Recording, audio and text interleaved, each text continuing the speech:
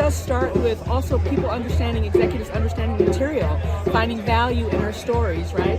I came off of a room where the story was about crime, but Black lives are more than just crime dramas. You know, there are family dramas, there are historical dramas, there are period dramas, and so hopefully we'll have the chance to tell all of those rich stories that reflect all of our lives, especially African American lives. But when I was on that show, I was always the only Asian person in there, right? So it creates a situation where you're like, well, everybody's going to turn to you when this is the Asian character, so you have this pressure on you to speak for everybody. But what I would love is for there to be conflicting opinions from multiple Asian American writers in the same room, right? It's like different experiences in the diaspora.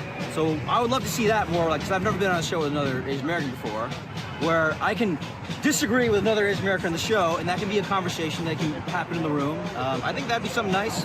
Anybody who's ever been on a set can tell you that, like, writers are like the lifeblood of productions, right? You know, I mean, I do comedy mostly, and I can't remember a time where dialogue hasn't been adjusted to make it funnier or punch up or something like that, and you rely on the writers to do that.